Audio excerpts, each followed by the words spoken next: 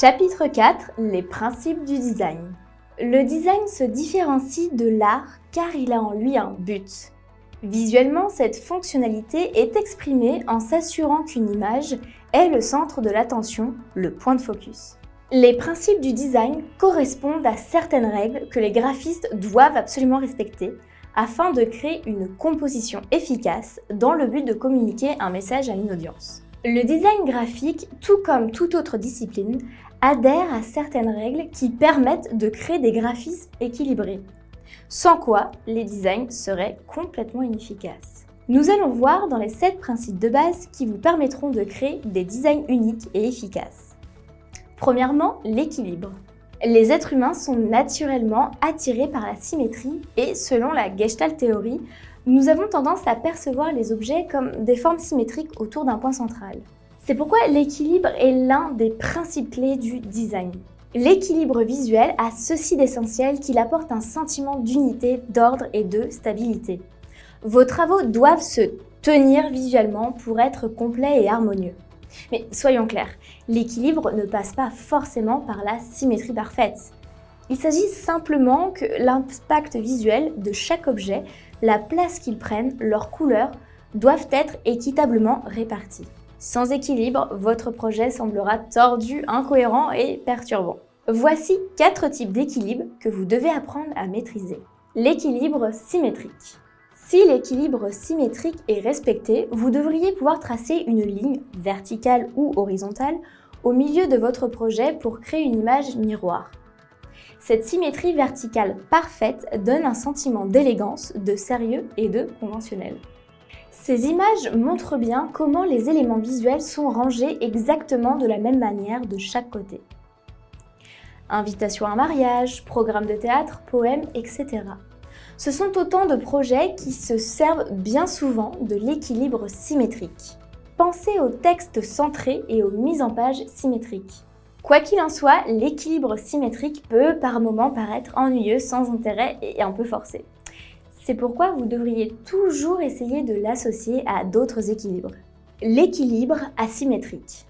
L'équilibre asymétrique crée une tension par le contraste et est souvent bien plus intéressant visuellement. Il n'y a pas de véritable symétrie, pas de véritable image miroir. Au lieu de ça, les éléments visuels, même s'ils n'ont pas la même présence, sont disposés de manière que l'image soit toujours équilibrée. Les éléments les plus forts prendront les devants pour attirer l'attention et éclipser les éléments plus légers.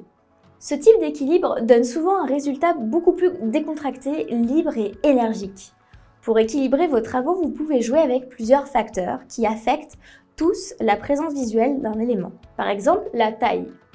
Les grands éléments sautent plus facilement aux yeux que les petits. Encore la teinte. Les éléments foncés prennent plus de place que les éléments clairs. La couleur également. Les couleurs chaudes et lumineuses attirent mieux l'œil que les nuances froides et neutres. D'ailleurs, le rouge est considéré comme étant le plus fort et le jaune comme le plus léger. Également la texture. Les éléments texturés ont un effet 3D qui leur donne plus de poids que les objets sans texture. Et encore la quantité. Plusieurs petits objets peuvent équilibrer un seul gros élément. Et on a également l'isolement. C'est un élément seul qui attire plus le regard qu'un objet parmi d'autres. Je vous renvoie à l'espace négatif que l'on a vu un petit peu plus tôt. On retrouve également l'orientation. Les éléments diagonaux ont plus de présence que ceux placés à la verticale ou à l'horizontale. L'équilibre radial. Avec l'équilibre radial, les éléments se dispersent circulairement autour d'un point central. Si vous voulez focaliser l'attention sur un point précis, utiliser cet équilibre radial peut être très efficace, car il attire naturellement l'œil vers le point de convergence. L'équilibre cristallographique. Aussi appelé effet mosaïque ou équilibre global, ce type d'équilibre réside avant tout dans la répétition. Au premier regard, ce type d'image peut paraître chaotique et désordonné, parce que vous ne pouvez pas identifier clairement un point où concentrer votre œil, ni même établir une hiérarchie visuelle.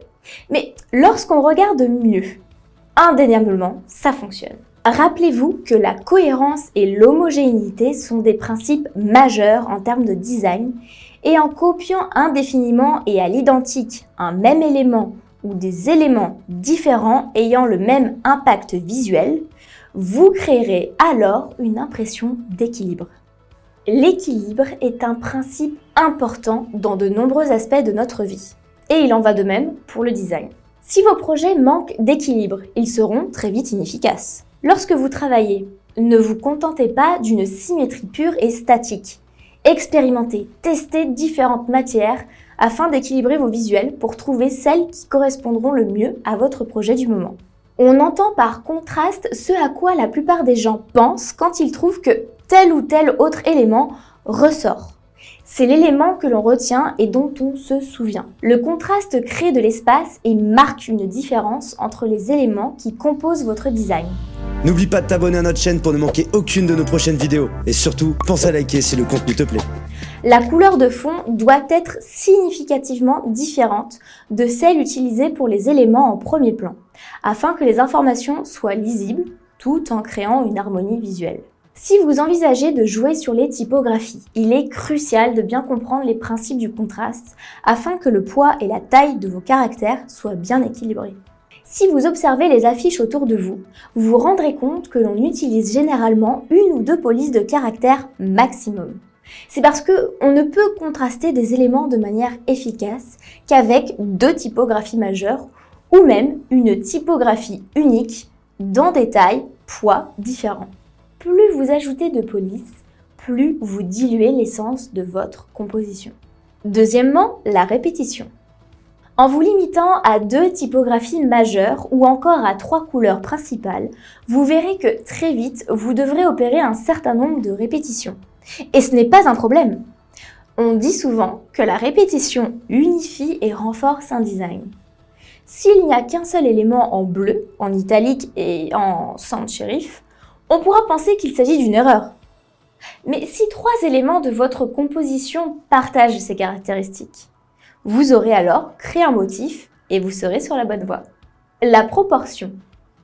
Le fait de regrouper les éléments qui vont ensemble peut permettre de leur donner de l'importance tout en restant discret. L'équilibre des proportions de votre composition ne peut être atteint que si chaque élément de votre design est bien proportionné et bien placé. Une fois que vous êtes passé maître en l'art de l'alignement, de l'équilibre et du contraste, vous devriez naturellement passer aux proportions. La dynamique. La dynamique permet de contrôler les éléments d'une composition de sorte que l'œil du lecteur soit naturellement dirigé d'une information à une autre. La dynamique transforme votre composition en une histoire. Prenez du recul et observez votre composition. Si votre œil reste bloqué quelque part sur la page, cela signifie qu'un élément est trop gros, trop marqué, légèrement décentré ou pas dans la bonne couleur. Reprenez votre design et ajustez en fonction jusqu'à obtenir un résultat harmonieux. Grand 5, l'accentuation. Réfléchissez à ces détails importants et laissez votre cerveau organiser l'information et faites la mise en page de votre design de sorte qu'elle communique toutes ces informations dans l'ordre dans lequel vous l'avez imaginé. Tout comme en littérature ou en architecture, si vous commencez à réaliser votre composition sans avoir préalablement établi un plan clair de ce que vous voulez communiquer, votre design ne sera pas réussi. 6. L'espace blanc. Tous les principes vus jusque-là touchent aux éléments que vous ajoutez à votre design. L'espace blanc ou espace négatif est le seul principe qui traite de ce que justement vous n'ajoutez pas.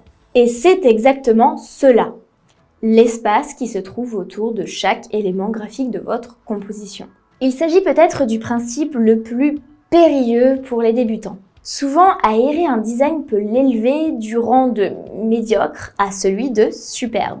L'espace négatif ne sert pas à rien. Il crée une hiérarchie ainsi qu'une organisation des éléments.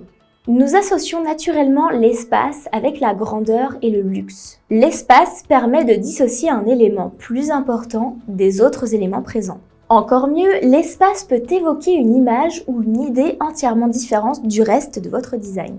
Encore mieux, l'espace peut évoquer une image ou une idée entièrement différente du reste de votre design.